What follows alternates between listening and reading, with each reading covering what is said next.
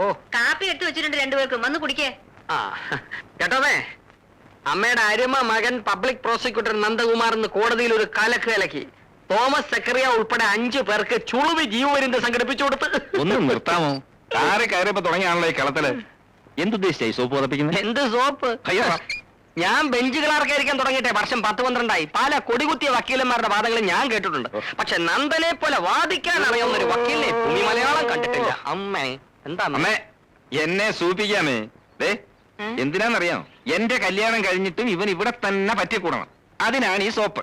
ഓസിനൊന്നും അല്ലല്ലോ, മാസാമാസം 100 രൂപ എണ്ണി അമ്മയുടെ കയ്യിലോട്ട് കൊടുക്കുകയല്ലേ. പിന്നെ നിന്റെ 100 രൂപ കൊണ്ടല്ലേ ഇവിടുത്തെ കാര്യങ്ങൾ നടന്നേ. പോടാ. ആ 100 രൂപയ്ക്ക് എല്ലാ മാസവും നിങ്ങളുടെ 2 പേരുടെ പേർക്കും അമ്പലത്തിൽ വഴിപാട് കഴിക്കുന്നുണ്ട്, അറിയാമോ? അമ്മേ, എന്റെ പെറ്റമ്മ പോലും ഇങ്ങനെ ചെയ്തിട്ടില്ല. അപ്പൊ ഞാൻ അടുത്ത മാസം പോലെ 50 രൂപ തന്നാ മതിയല്ലോ. എനിക്ക് വഴിപാട് വേണ്ട, വായിലോട്ടുള്ള വല്ലതും തന്നാ മതി. ഞാൻ അടങ്ങി ഒതുങ്ങി കിളിക്കൂട്ടി കഴിഞ്ഞോളാം. എന്നാലും ഇവിടുന്ന് ഒഴിഞ്ഞു പോവുകയില്ല. ഒഴിയും. എപ്പോ? നിന്റെ കല്യാണത്തിന് മുമ്പ് എന്റെ കല്യാണം നടത്തിയിട്ട് ഞാൻ ഒഴിയും. അമ്മേ, ഇവൻ കെട്ടാൻ പോകുന്ന പെണ്ണിന് എന്തൊക്കെയാ വേണ്ടെന്നറിയാമോ? സൗന്ദര്യം, മുട്ടറ്റ മുടി, സർക്കാർ ജോലി, സിറ്റിയിലൊരു വീട്. പിന്നെ വീടില്ലാതെ ഞങ്ങൾ ഭാര്യയും ഭർത്താവ് NH-47 കിടന്നുറങ്ങോ? അല്ല, ഈ 3 ഡിമാൻഡ് ഒത്ത ഒരു പെണ്ണിനെ വെറും ഒരു ബെഞ്ച് ക്ലാർക്കായ അളിയനെ കിട്ടുമെന്ന് തോന്നുന്നുണ്ടോ? ഇല്ലെങ്കിൽ അതുവരെ ഞാൻ ഈ പെര നിറഞ്ഞു നിൽക്കും. അയ്യോ, പെര നിറഞ്ഞു നിൽക്കല്ലേ. അമ്മയ്ക്കും എനിക്ക് ഇടയ്ക്ക് അങ്ങോട്ടും ഇങ്ങോട്ടും ഒക്കെ ഒന്ന് പോകണം. ഒന്ന് ഒതുങ്ങി തരണേ. അതിനുള്ള ഗ്യാപ്പ് വിട്ടേക്കാം. കല്യാണത്തിന്റെ കാര്യം പറഞ്ഞപ്പോഴാ ഓർത്ത് ശിവശങ്കരൻ വന്നിരുന്നു. ആതിരയുടെ ഫോട്ടോ നീ ചോദിച്ചിരുന്നില്ലേ? അതിവിടെ തന്നിട്ടുണ്ട്.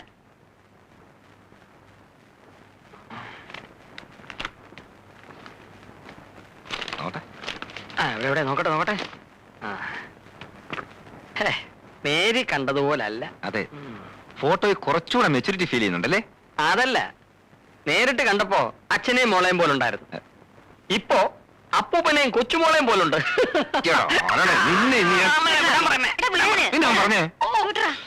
അവൻ കുശുമ്പ് കൊണ്ട് പറയുന്നതല്ലേ. നീ പോയി കാപ്പുടിക്ക്. എടുത്ത് മുഴുവനെ അങ്ങോട്ട് ഞാണ.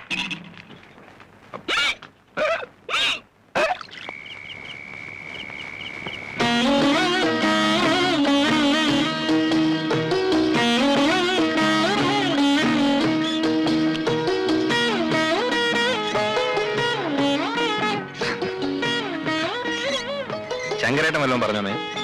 അവർക്ക് താല്പര്യക്കുറവൊന്നുമില്ല. പിന്നെ വയസ്സിന്റെ കാര്യത്തിലെ അല്പ വിഷമേ ഉള്ളൂ. ഓ, ഇനി ജാതകം ചേരാതെ വരുമോ എന്തോ? ഇത് നടക്കുമെന്നാ എന്റെ മനസ്സ് പറയുന്നത്. നിന്റെ ജാതകം അവര് ചോദിച്ചു. ശിവശങ്കരൻ അതുകൊണ്ടാ പോയിരിക്കുന്നത്. ആ,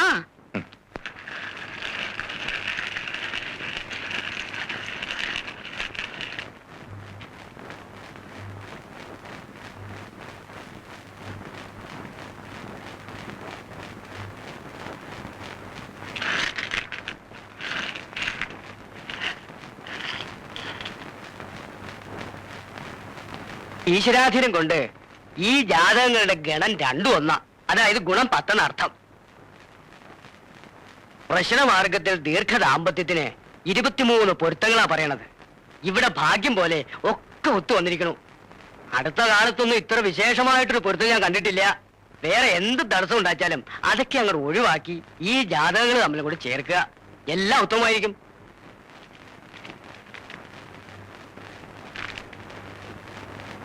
പിന്നെ നിനക്ക് ആരെയും ഇഷ്ടം അത് പറ.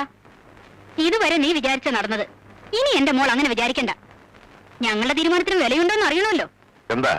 അവൾക്ക് ഈ വിവാഹം ഇഷ്ടമല്ലെന്ന് ഏക്കും ചൊല്ലുമില്ലാതെ വളർത്തിയതിന്റെയാ. എന്താ മോളെ കാര്യം? അവൾക്ക് അയാളെ ബോധിച്ചില്ല, അത്ര തന്നെ. പ്രായം ലേശം കൂടുതലുണ്ടെന്നല്ലാതെ എന്താ നന്ദകുമാറിന് കുറവ്? നിന്റെ അമ്മയും ഞാനും തമ്മിലുള്ളല്ലോ 10-12 വയസ്സ് വ്യത്യാസം. പ്രായത്തിന്റെ ഒന്നുമല്ല, എനിക്ക് ഇഷ്ടമല്ല. അതിന്റെ കാരണമാ അച്ഛൻ ചോദിച്ചത്. കാരണമൊന്നും എനിക്കറിയില്ല. എന്റെ മനസ്സിനെ അയാളെ ഇഷ്ടപ്പെടാൻ പറ്റുന്നില്ല. നിന്റെ മനസ്സിന് മാത്രം എന്താ ഇത്ര പ്രത്യേകത? വേറെ എന്തെങ്കിലും ഉദ്ദേശം ഉണ്ടെങ്കിൽ അത് മനസ്സിൽ തന്നെ വെച്ചാ മതി. നീ ഒന്നും മിണ്ടാതിരിക്കും വിജയലക്ഷ്മി. ഞാൻ മിണ്ടാതിരുന്നതാ ഇതിന്റെയൊക്കെ കാരണം. ഇപ്പൊ അനുഭവിക്കേ.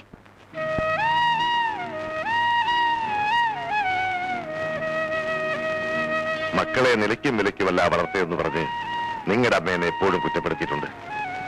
ഒരു സർക്കാർ ജീവനക്കാരന്റെ പ്രാരാബ്ധങ്ങൾ ഒന്നും അറിയിക്കാതെയാ ഞാൻ നിങ്ങളെ വളർത്തിയത്. നിങ്ങളുടെ ഒരാഗ്രഹങ്ങൾക്കും ഈ അച്ഛൻ ഇതുവരെ എതിര് നിന്നിട്ടില്ല. അതൊന്നും വേണ്ടിയിരുന്നില്ല എന്ന് അച്ഛൻ ഇപ്പോഴും തോന്നിയിട്ടില്ല. പക്ഷേ അച്ഛനൊരു തീരുമാനമെടുത്താൽ മോൾക്കത് സ്വീകാര്യമാവും എന്ന അച്ഛൻ കരുതിയത്. ആദ്യം തന്നെ ഞാൻ അയാളെ വെറുത്തുപോയി. ഇനി എനിക്ക് ഇഷ്ടപ്പെടാൻ ഒരു കാരണവുമില്ലാതെ ഒരാളുടെ വെറുപ്പ് കാണിക്കുന്നത് എന്താണെന്ന് എനിക്ക് മനസ്സിലാകാത്തത്. നന്ദകുമാറിന് സ്വന്തമായ ഒരു ജോലിയുണ്ട്, സമൂഹത്തിൽ മാന്യമായ സ്ഥാനം, സ്വന്തമായ ആദർശവും അഭിപ്രായമുള്ള ചെറുപ്പക്കാരൻ, വീട്ടിൽ വേറെ ബാധ്യതകളില്ല.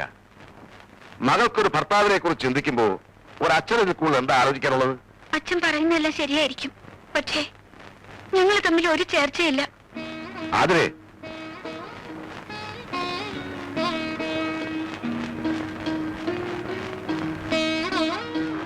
മോളെ,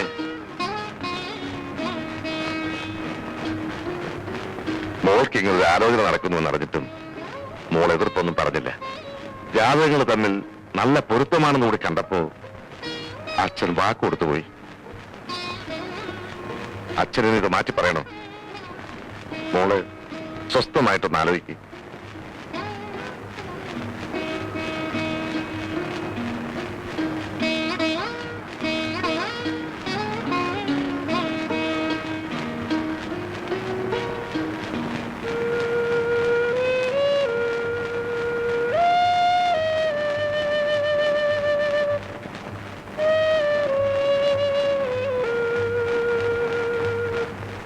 പിന്നെ അപ്പോഴത്തെ ദേഷ്യത്തിൽ ഞാനങ്ങനെ പറഞ്ഞെങ്കിലും ആലോചിച്ചു നോക്കിയപ്പോ അവള് പറഞ്ഞാലും കാര്യമുണ്ടെന്ന് തോന്നുന്നു. അവൾക്ക് ഇഷ്ടമല്ലെങ്കിൽ പിന്നെ നമ്മൾ നിർബന്ധിക്കണോ? നീ എന്താണ് പറയുന്നത്? അവളുടെ ഭാവിയുടെ സുരക്ഷിതത്വമല്ലേ നമ്മൾ നോക്കേണ്ടത്? അതിൽ കൂടുതലായിട്ട് ഒരു മകൾക്ക് വേണ്ടി അച്ഛനെ കൊണ്ട് എന്താ ചെയ്യാൻ കഴിയുക?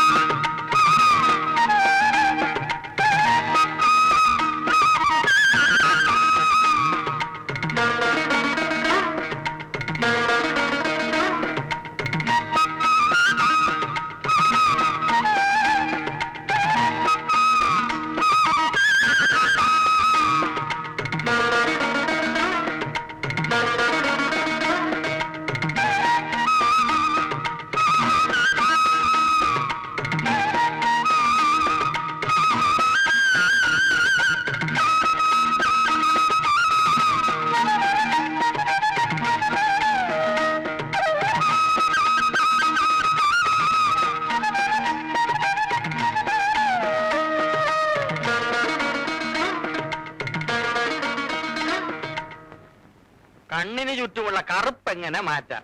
അത് ശരി. പബ്ലിക് പ്രോസിക്യൂട്ടർ നന്ദകുമാറിന്റെ മുറിയിൽ ബ്യൂട്ടി പാർലർ എപ്പോ തുടങ്ങി? ഒരല്പം മര്യാദ വേണം. ഈ കഥകിനൊന്നും മുട്ടിയിട്ട് ഞാൻ അകത്തോട്ട് ഇറങ്ങാൻ. പിന്നെ കഥകിന് മുട്ടി അനുവാദം മേടിച്ച് അകത്ത് കയറാൻ ഇതെന്താ രാമസ്വാമിയുടെ ചേമ്പറോ? കല്യാണം നടക്കുമെന്നായതേ ഉള്ളൂ, സ്വന്തം കൂട്ടുകാരനെ തടയാനുള്ള ശ്രമം തുടങ്ങി.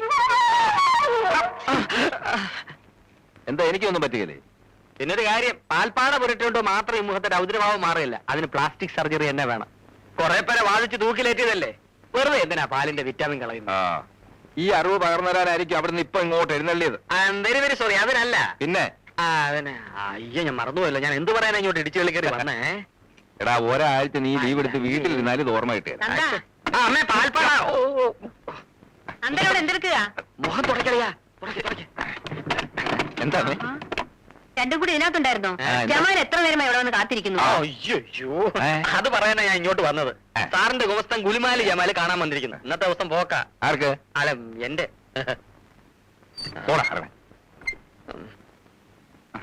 കേസ് കെട്ടൊക്കെ നേരത്തെ കൊണ്ട് തരണമെന്ന് ഞാൻ പറഞ്ഞല്ലോ. നേരത്തെ തന്നെ ഇറങ്ങിയതാണ് സാറേ. അപ്പോഴാണ് സെക്കൻഡ് വൈഫിന്റെ ബാപ്പാക്ക് കോളറാന്നും പറഞ്ഞ് അവൾ അളാപ്പ് വന്നത്.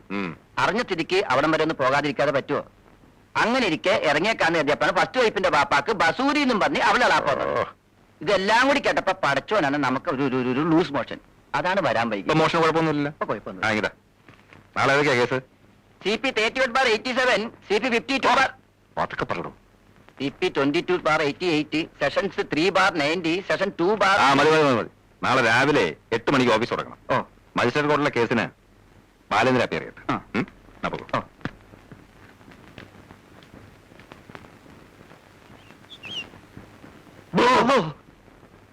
താൻ പബ്ലിക് പ്രോസിക്യൂട്ടർ നന്ദകുമാറിന്റെ ഗുമസ്തനായിരിക്കാം, പക്ഷെ അങ്ങേര് മാത്രം താമസിക്കുന്ന വീടല്ല ഇത്. കേസ് കേട്ട് ഡിസ്കസ് ചെയ്യണമെങ്കിൽ അത് വക്കീൽ ആഫീസിലോ കോടതി തിണ്ണയിലോ വെച്ച് ആയിക്കോണം. ഒരു നിസ്സാരനായ വക്കീൽ ഗുമസ്തനായ താൻ ഒരു ബെഞ്ച് ക്ലാർക്കായ എന്റെ വീട്ടിൽ ഇങ്ങനെ എപ്പോഴും പിച്ചക്കാരനെ പോലെ കയറി ഇറങ്ങുന്നുണ്ടാൽ ആളുകൾ തെറ്റിദ്ധരിക്കോളൂ. അന്ന് ഞമ്മളാണല്ലേ, പെണ്ണൊന്നും അല്ലല്ലോ. ഓമരട്ടെ, അതൊക്കെ അന്വേഷണ കമ്മീഷന്റെ റിപ്പോർട്ട് വന്നിട്ട് തീരുമാനിക്കാം. താനിവിടെ വരുന്ന എനിക്ക് ബുദ്ധിമുട്ടാ. ആരുടെയും സ്വാധീനത്തിൽ വീഴാത്ത സത്യസന്ധന ഒരു ബെഞ്ച് ക്ലാർക്കാണ് ഞാൻ. അതെനിക്കറിയാടോ. അറിയാം.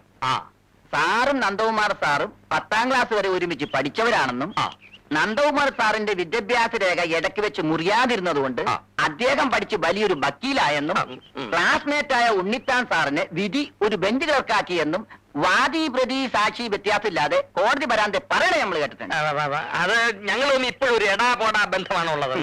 പണ്ടുണ്ടതും പാളയെ തൂറിയതുമായ ചരിത്രം പറഞ്ഞ് പ്രഗത്ഭനായ ഒരു പബ്ലിക് പ്രോസിക്യൂട്ടറിന്റെ കൂടെ നിസാരനായ ഒരു ബെഞ്ച് ക്ലർക്ക് ഇങ്ങനെ പതയടിച്ച് കഴിയുന്നത് പ്രോട്ടോകോളിൽ ചേർന്നല്ലെന്നേ ഞമ്മക്ക് പറയാനുള്ളൂ. ബെഞ്ച് ക്ലർക്ക് ബെഞ്ചിൽ ഇരുന്നാ മതി, മേശപ്പുറത്ത് കയറണ്ട. വെറുതെ അല്ലടോ തന്റെ രണ്ടമ്മായിയപ്പന്മാർക്കും കാളറയും വസൂരിയും തനിക്ക് ലൂസ് മോഷനും വരുന്നത്. തന്റെ മനസ്സിലിപ്പ് ശരിയല്ലല്ലോ. അത് പിന്നെ